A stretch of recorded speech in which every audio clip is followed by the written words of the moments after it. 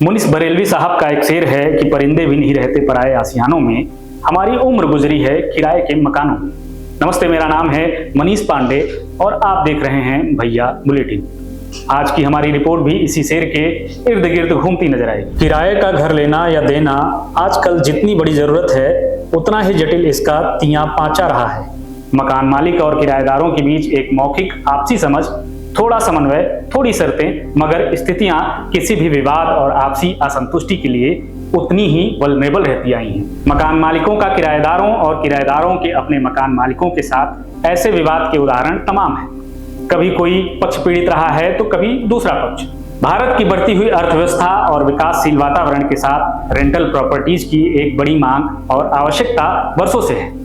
आश्चर्यजनक तो यह है कि इस बाबत स्पष्ट नियम कायदे बनाने पर काफी देरी से संज्ञान लिया गया।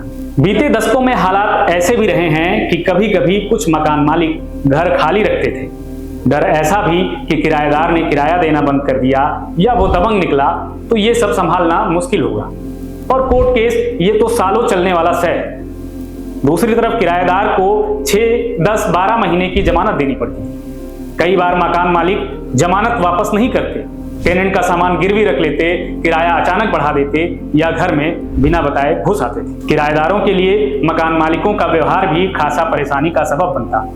किराएदार की निष्ठा का उल्लंघन, भाषाई गरिमा का ख्याल न रखना, रोक टोक, किराया देने के बाद भी उस प्रॉपर्टी का अपने अनुकूल उपभोग न कर पाना, दिन रात मकान मालिकों की खुरपेच एक उपभोक्ता की दृष्टि से न्यायपूर्ण नहीं है। शहरों में लाखों फ्लैट खाली पड़े रहते थे जबकि लोग मकान ढूंढते ढूंढते थक जाते थे। सब कुछ अनलिखा जुबानी बात पर चलता, कोई विवाद होता तो दोनों पक्ष परेशान होता। इसी समस्या को सुलझाने के लिए 2021 में केंद्र सरकार ने मॉडल टेनेंसी एक्ट यानी आदर्श किराएदारी अधिनियम पारित किया। ये कोई सीधा कानून नहीं बल्कि एक फ्रेमवर्क है। राज्यों को इसे अपनाना पड़ता है। अब 2025-26 तक कई राज्यों ने इसे लागू कर दिया है या अपने कानून में बदलाव कर लिया है, जैसे उत्तर प्रदेश, तमिलनाडु, आंध्र प्रदेश, असम और हाल ही में महाराष्ट्र और कर्नाटक भी इसमें शामिल हो गए हैं। आइए जानते हैं हम इस एक्ट में मुख्य बदलाव क्या क्या है। पहला, लिखित समझौता अब अनिवार्य होगा। बिना लिखित एग्रीमेंट के घर किराए पर नहीं दिया जा सकता।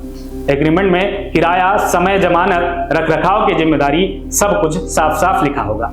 ये एग्रीमेंट ऑनलाइन रजिस्टर करना पड़ेगा। दूसरा नियम है, जमानत की सीमा तय हो गई है। रिहायशी घर के लिए सबसे ज्यादा 2 महीने का किराया, दुकान और ऑफिस के लिए 6 महीने तक ही मान्य है। पहले की तरह 10-12 महीने की जमानत की मांग अब गैर कानूनी हो जाए। तीसरा नियम है कि किराया मनमाने ढंग से नहीं बढ़ाया जा सकेगा। जो एग्रीमेंट में लिखा हो उसी हिसाब से किराया देय होगा। किराया बढ़ाने से पहले 3 महीने यानी कि 90 दिन का लिखित नोटिस देना अनिवार्य होगा। किराया आमतौर पर साल में एक ही बार बढ़ाया जा सकता है और एग्रीमेंट में पहले से एस्केलेशन क्लॉज लिखा होना चाहिए। उत्तर प्रदेश में रिहायशी संपत्ति पर सालाना अधिकतम 5% तक की बढ़ोतरी की जा सकेगी और कमर्शियल पर अधिकतम 7% तक। यूपी में भी किराया बढ़ाने से पहले 3 महीने का लिखित नोटिस अनिवार्य कर दिया गया है।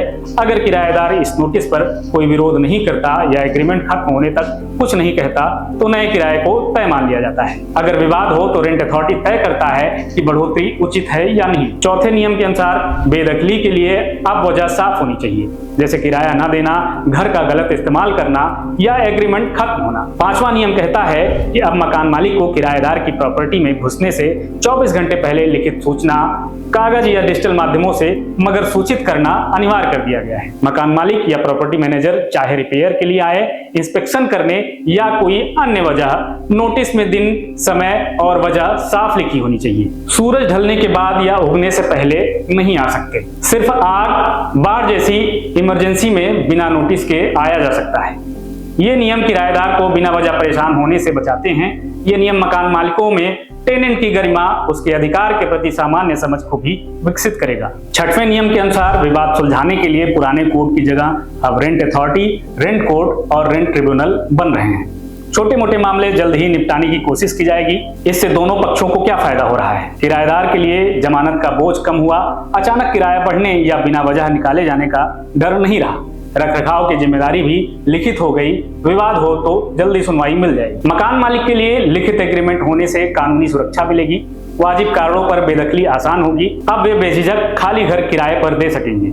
इससे शहरों में किराए के मकानों की संख्या बढ़ेगी। नतीजा, किराया बाजार थोड़ा ज्यादा पारदर्शी और भरोसेमंद बनेगा। लेकिन याद रखें, ये कानून पुराने किराएदारों पर नहीं लागू होगा। ये नियम सिर्फ नए एग्रीमेंट पर लागू होंगे और राज्यवार नियमों में थोड़ा अंतर हो सकता है। इसलिए अपने शहर या राज्य के नियम जरूर चेक करें। अगर आप किराएदार हैं या मकान मालिक, तो इस एक्ट ने आपके लिए क्या बदला है? आप अपना अनुभव कमेंट में बताएं। वीडियो अच्छा लगा तो लाइक और इसे अपने उन दोस्तों के साथ साझा करें जो मकान मालिक हैं या घर, ऑफिस, कैफे वगैरह बिजनेस करते हुए किसी भी तरह के किराएदार हैं। जुड़े रहिए हमारे साथ। मैं हूं मनीष पांडे। नमस्कार, आप देख रहे थे भैया बुलेटिन।